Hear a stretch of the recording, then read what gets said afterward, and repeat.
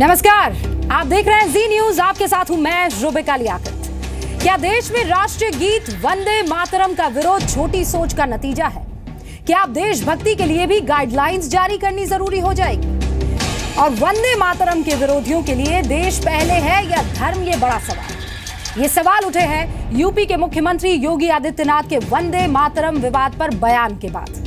कल लखनऊ में योगी आदित्यनाथ ने कहा कि देश 21वीं सदी में है, लेकिन विवाद इस बात पर हो रहा है कि देश में वंदे मातरम गाया जाएगा या नहीं। और ये विरोध देश में संकीर्ण सोच का नतीजा है, छोटी मानसिकता का नतीजा है। दरअसल यूपी में बीजेपी सरकार आने और योगी के मुख्यमंत्री बनने के बाद 3 अलग अलग जगहों पर वंदे मातरम को लेकर बड़ा विवाद हो चुका है। मेरठ, बरेली और इलाहाबाद, यहां नगर निगमों में वंदे मातरम गाने पर बीजेपी के खिलाफ विपक्ष जबरदस्त हंगामा कर चुका है। इसके अलावा उत्तराखंड याद कीजिए, जहां पर शिक्षा मंत्री धन सिंह रावत स्कूलों और विश्वविद्यालयों में राष्ट्रगीत को अनिवार्य बनाने की बात कह चुके हैं। ये कह चुके हैं कि उत्तराखंड में रहना है तो वंदे मातरम कहना है। सवाल ये है साहब कि जिस देश में हम रहते हैं, वंदे मातरम उसका राष्ट्रगीत है, जिसे भारत की अस्मिता का गीत कहा जाता है, जिसे वंदे मातरम ने आजादी की लड़ाई में देश को एक सूत्र में बांधने का काम किया। आज उसके खिलाफ इतना विवाद क्यों? क्या आज इस तर्क को माना जा सकता है कि वंदे मातरम गाने से देश में धार्मिक बंटवारा होता है? आज दाल ठोक के सवाल पूछेंगे कि वाकई देश में वंदे मातरम का विरोध छोटी सोच का नतीजा है। वंदे मातरम के विरोधियों के लिए देश बड़ा है या धर्म? क्या आप देशभक्ति के लिए वाकई गाइडलाइन जरूरी हो गई है? और जब हर धर्म देश प्रेम को सर्वोपरि मानता है, तो वंदे मातरम किसी धर्म के खिलाफ कैसे हो सकता है? इन सारे सवालों के जवाब अगले 1 घंटे में तलाशने की कोशिश होगी। और इसीलिए इस पक्ष को रखने के लिए हर फ्रेटर्निटी से या ये कहिए पॉलिटिकल पार्टी से हमारे साथ मेहमान जुड़ चुके हैं। उनका तारुफ आपसे करवाऊं उससे पहले ये रिपोर्ट आपके सामने। मातरम मातरम वंदे मातरम मातरम मातरम वंदे मातरम। भारत माता की जय, भारत माता की जय।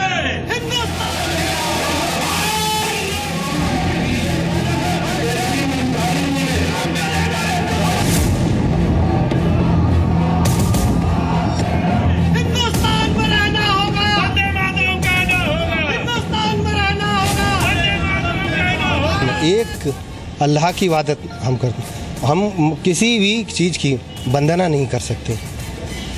हिंदुस्तान जिंदाबाद कह सकते हैं, भारत जिंदाबाद कह सकते हैं, लेकिन वंदना नहीं कह सकते। नहीं, वंदे मातरम तो हम बीजेपी को कहने ही नहीं देंगे, क्योंकि ये संविधान में ही नहीं है।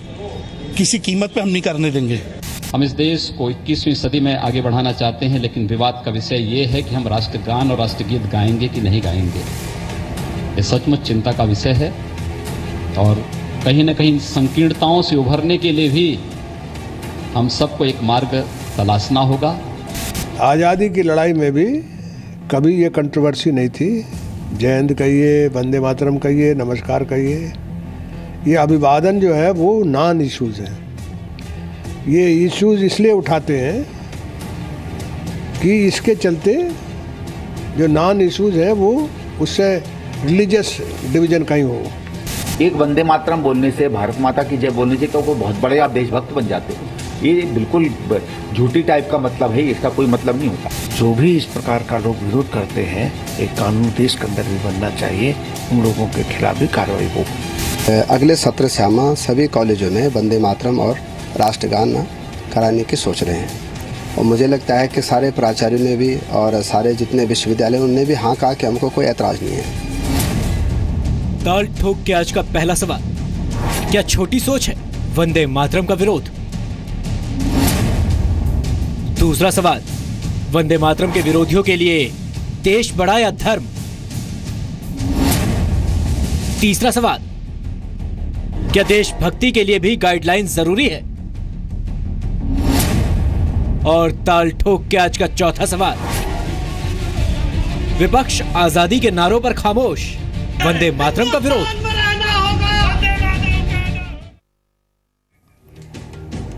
और इस वक्त हमारे साथ सुनील सिंह यादव साहब, जो कि समाजवादी पार्टी के प्रवक्ता है, समाजवादी पार्टी से एमएलसी हैं। सर, बहुत बहुत स्वागत है आपका, स्टूडियो में हमारे साथ है संबित पात्रा। डॉक्टर पात्रा बीजेपी के राष्ट्रीय प्रवक्ता है, पेशे से सर्जन है, बीजेपी की सेंट्रल कमेटी में ओडिशा का प्रतिनिधित्व करते हैं। सर, आपका भी बहुत बहुत स्वागत है। पवन खेरा साहब जो कि कांग्रेस पार्टी के प्रवक्ता है, शीला दीक्षित के राजनीतिक सचिव रह चुके हैं। सर, आपका भी बेहद स्वागत है यहाँ पर। मुफ्ती मंसूर जियाई हाजी अली दरगाह और माहिम दरगाह के सलाहकार हैं। सर, आपका भी बहुत बहुत स्वागत है। डॉक्टर अवनिजेश अवस्थी जो कि आरएसएस विचारक है, दिल्ली यूनिवर्सिटी में एसोसिएट प्रोफेसर है। सर, आपका भी स्टूडियो में बहुत बहुत स्वागत है। शुरुआत में आप सबको 1.5 मिनट मिलेंगे और उसके बाद ये डिबेट जो है वो आप सबके लिए ओपन हो जाएगी। और सबसे पहले मुफ्ती साहब, मैं शुरुआत आप ही से करूंगी। मेरा तो एक सीधा सा सवाल है सर, इस्लाम भी ये बात नहीं कहता है देश को मोहब्बत करना, देश की मोहब्बत में कुछ कह देना, इसमें धर्म कैसे आड़े आ जाएगा साहब? रूबी का हिंदुस्तान पिछले 70 सालों से इस तरीके से जी रहा है और यहाँ के लोग इतने अच्छी तरीके से यहाँ पर जी रहे हैं। कभी भी हमारे हिंदू भाइयों ने इस बात पर हमें जोर डालने की कभी कोशिश नहीं की कि आपको वंदे मातरम कहना होगा।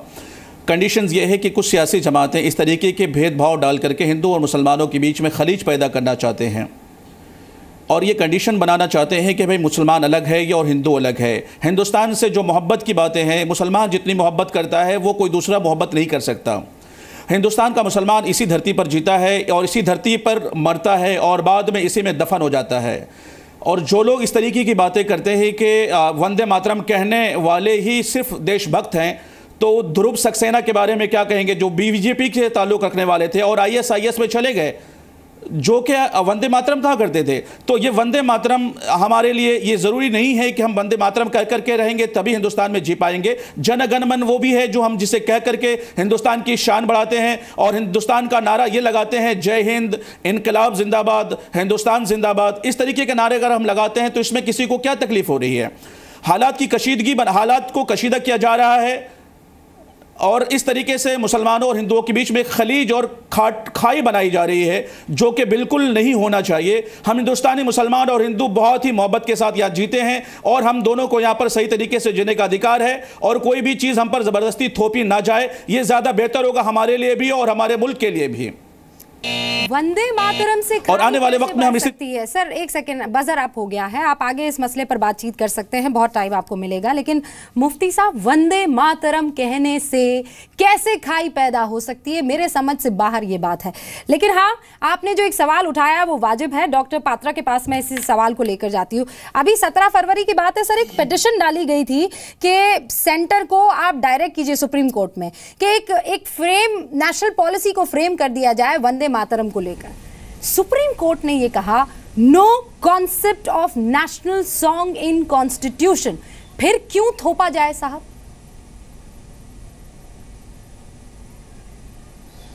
देखिए रूबिका जी, मेरा स्पष्ट मानना है कि कुछ विषय डिबेट से परे होते हैं और कुछ विषय कोर्ट क्या कहती है, हम क्या कहते हैं, उससे परे होते हैं।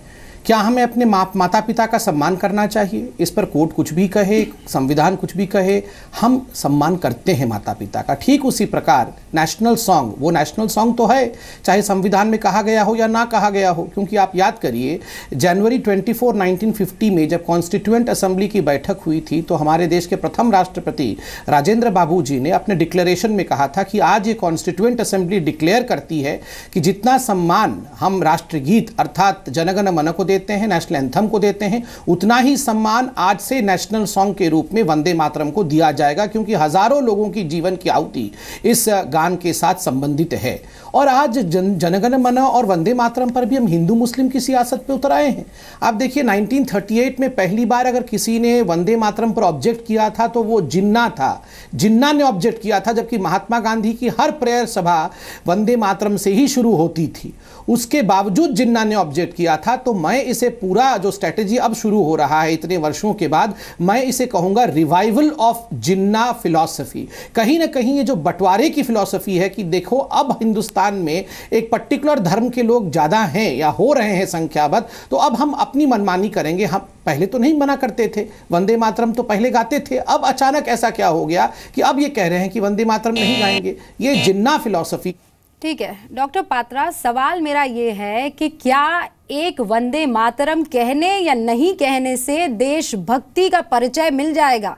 इस सवाल का जवाब तलाशने की कोशिश हो रही है। ठीक है, अब पवन खेड़ा साहब मैं आपके पास आ रही हूँ। भगत सिंह, मदन लाल ढींगरा, खुदीराम बोस, रोशन सिंह, राम प्रसाद बिस्मिल, अशफाक उल खान, इतने नाम हैं कि मैं गिन गिन कर थक जाऊंगी। पवन साहब, ये जब वंदे मातरम कहकर सूली पर चढ़ गए थे, फांसी पर चढ़ गए थे, इन्होंने तो नहीं सोचा होगा कि मजहब आ जाएगा बीच में और वंदे मातरम से बंटवारा हो जाएगा।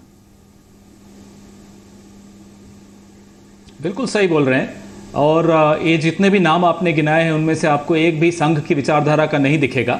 वंदे मातरम के लिए और वंदे मातरम के माध्यम से कांग्रेस के और तमाम अन्य नेताओं ने लड़ाई लड़ी और स्वतंत्रता दिलाई। इनमें से संबित पात्रा जी के जो वैचारिक फोरफादर्स हैं, बुजुर्ग हैं, उनमें से कोई नहीं था। ये बड़ी अफसोस की बात है। लेकिन आज वंदे मातरम को जो उसके विरुद्ध हैं या जो उस पर जबरदस्ती कर रहे हैं, दोनों ही एक गलत तरह के विवाद को जन्म दे रहे हैं। ये देश सदियों से संवाद से चला है, विवाद से नहीं। विवाद से देश टूटते हैं, संवाद से देश बनते हैं। तो कांग्रेस हमेशा, आपको शायद मालूम होगा कि पूरा वंदे मातरम 1937 में ये 5 मेंबर्स की कमेटी बनी, जिसमें नेताजी थे, राजेंद्र बाबू थे, रविन्द्रनाथ टैगोर साहब थे, नेहरू जी थे और मौलाना अबुल कलाम आज़ाद साहब थे। इन सब ने निर्णय लिया कि पहले 2 स्टैंजा जो हैं इसके, उसको राष्ट्रगान के तौर पे अडॉप्ट किया जाए। उसमें किसी को आपत्ति नहीं थी। 2006 में ऑल इंडिया मुस्लिम उलेमा सुन्नी जो बोर्ड है, उन्होंने भी कहा कि इसको गाने में कोई आपत्ति नहीं है। हाँ, 2004 में SGPC शिरोमणि गुरुद्वारा प्रबंधक कमेटी ने इसको सिखिज्म के विरुद्ध बताया और उन्होंने अपने जो फॉलोअर्स हैं सिखिज्म के, उनको बोला कि ये न गाया जाए। तो किसी को जबरदस्ती ना सिखों के साथ हमें करनी चाहिए, ना हमारे साथ किसी और को करनी चाहिए। अगर मैं हिंदुस्तान की जय बोल रहा हूं, जय हिंद बोल रहा हूं, भारत की जय बोल रहा हूं, तो मेरे मन की भावना वही है जो वंदे मातरम कहने वालों की है। संवाद करिए, एक दूसरे को बनाइए। पवन साहब, एक तो आरएसएस इसमें कहां से आ गया मेरे समझ में नहीं आ रहा है।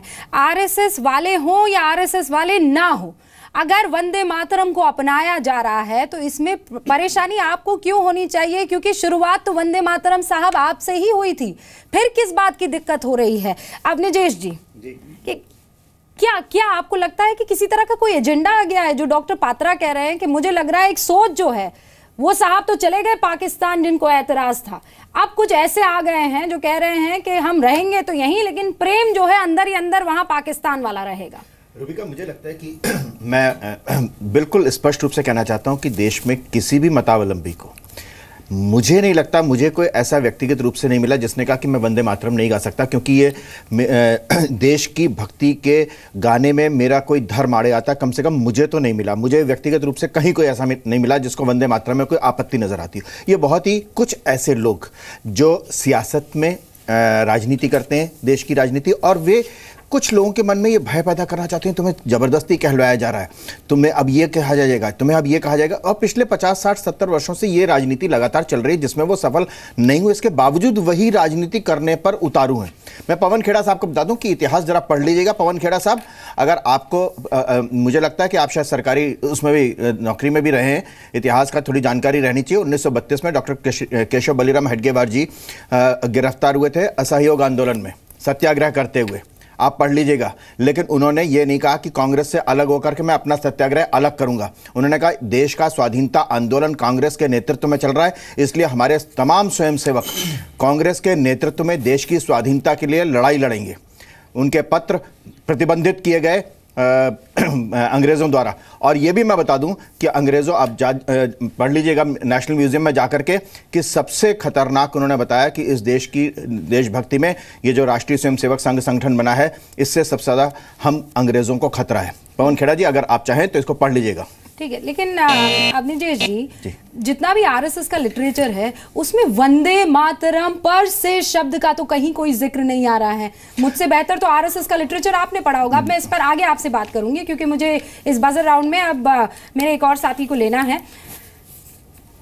सुनील सिंह यादव साहब, आपको पता है जब आज़ादी मिली थी हमें तो शुरुआत वंदे मातरम से हुई थी। हर किसी ने मिलजुल कर खूबसूरती से वंदे मातरम गाया था, मतलब रोंगटे खड़े हो जाए अगर वो आप सुन ले तो। और ये साहब मोहम्मद नासिर जो कि बरेली के पार्षद है, समाजवादी पार्टी से आते हैं, इतनी हिम्मत दिखाते हैं, कहते हैं कि हम किसी को बोलने नहीं देंगे, हम किसी को वंदे मातरम गाने नहीं देंगे। साहब इनको पता भी है, आपके पार्टी के इस पार्षद को पता भी है स्ट्रगल के बारे में, फ्रीडम फाइटिंग के बारे में? मैं ये कह सकता हूं कि जब देश आज़ाद हुआ तब भी वंदे मातरम या राष्ट्रीय गान या राष्ट्रीय गीत सुनकर रोए खड़े होते थे, और आज भी ये गीत और जैसे ही बजता है वैसे जिसको भी हिंदुस्तान से प्यार है उसके रोंगटे आज भी खड़े होते हैं। सवाल यहाँ इस बात का नहीं है कि कौन देशभक्त है कौन देशभक्त नहीं है। अभी पात्रा जी ने एक बहुत अच्छी बात कही कि हम अपनी माँ से प्यार करते हैं, तो मैं ये जानना चाहता हूं, अगर हम अपनी माँ से प्यार करते हैं तो गली मोहल्ले में कोई भी पूछेगा कि आप प्यार करते हैं कि नहीं करते, और करते हैं तो जिंदाबाद करके जरा बताइए अपनी माँ का। मुझे लगता है इस देश में जो पैदा हुआ है, जो भी है, धर्म अलग की बात है, लेकिन ये सच है कि इस देश में धर्म से बड़ा देश है, और धर्म अलग अलग मानने वाले लोग हो सकते हैं, लेकिन हमारा मानना है कि कोई किसी धर्म को मानता हो उसके लिए भारत सबसे बड़ा है, धर्म से बड़ा है, और ये बात सबको समझ लेनी चाहिए। मेरा अपना केवल एक कहना है कि वंदे मातरम पर राजनीति नहीं होनी चाहिए। कौन अपनी माँ को कितना प्यार करता है कितना नहीं करता है, आज कौन लोग सर्टिफिकेट दे रहे हैं कि देशभक्ति कौन है कौन नहीं। अभी अविनेश जी ने एक उदाहरण दिया है 1932 का, इतिहास की बात कर रहे थे। मैं कह सकता हूं कि शायद यही इतिहास में केवल एक घटना है जिस पे आरएसएस आजादी के आंदोलन में भाग ली, इसके अलावा कहीं कोई नहीं है। हम आज केवल ये कह सकते हैं कि आज देशभक्ति का प्रमाण जारी करने की जरूरत क्यों पड़ रही है। मिनट गवा दिया आपने, लेकिन मुझे आपने मोहम्मद नासिर के बारे में एक शब्द नहीं बोला। आपका बरेली का पार्षद जो कहता है वंदे मातरम किसी को नहीं कहने दूंगा।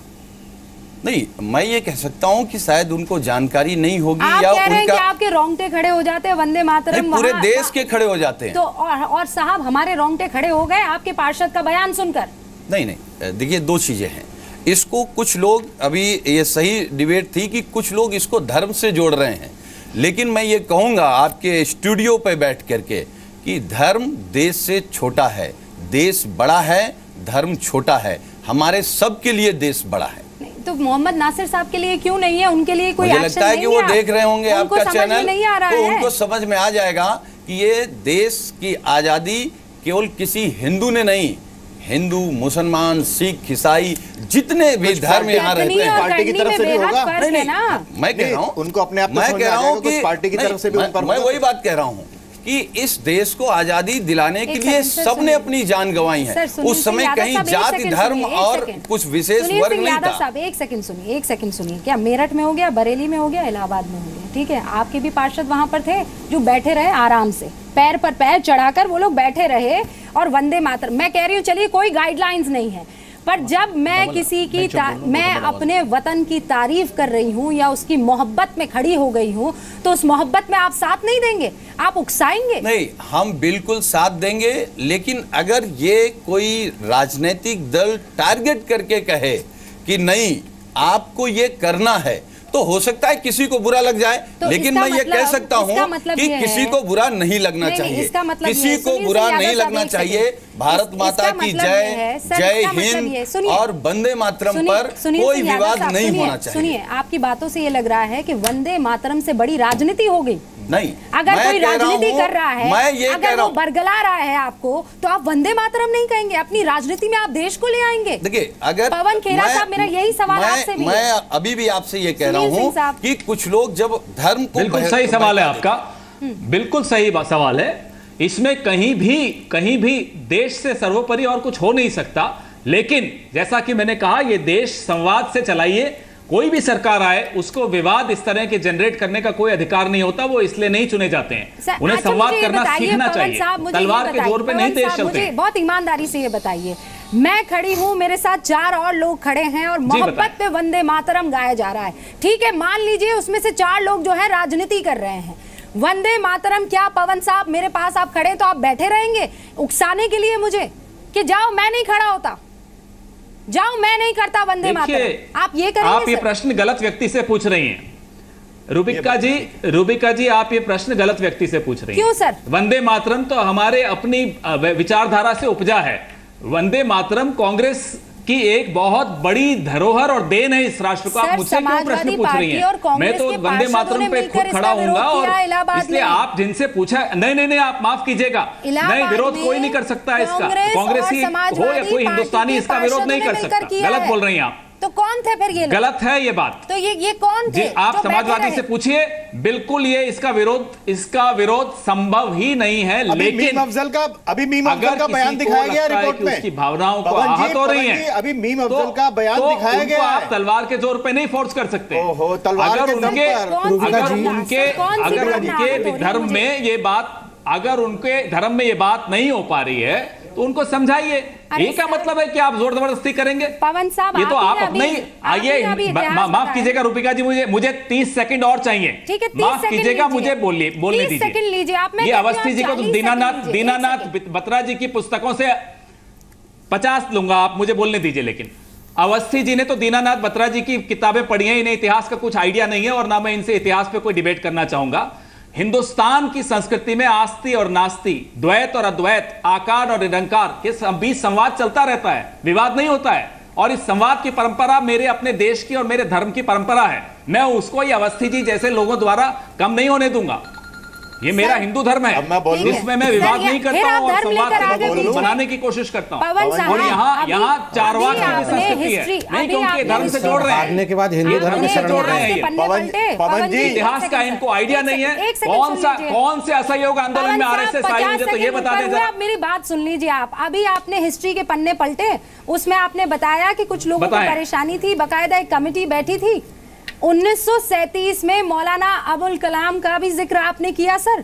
वो मुसलमान नहीं थे, वो पैरवी नहीं कर सकते थे मुसलमानों की, उनके धर्म की भावनाओं को आहत नहीं पहुंचाया जाता। उन्होंने तो 2 स्टैंजा दिए ना, जिस तरह से फिर क्यों इस पर पॉलिटिक्स हो रही है सर? उनसे बड़ा मौलाना कौन हो सकता है? 2 स्टैंजा लिए गए, इस पे पॉलिटिक्स जो कर रहे हैं, इस पे पॉलिटिक्स करने वाले आपके स्टूडियो में बैठे हैं अवस्थी जी और संबित पात्रा जी।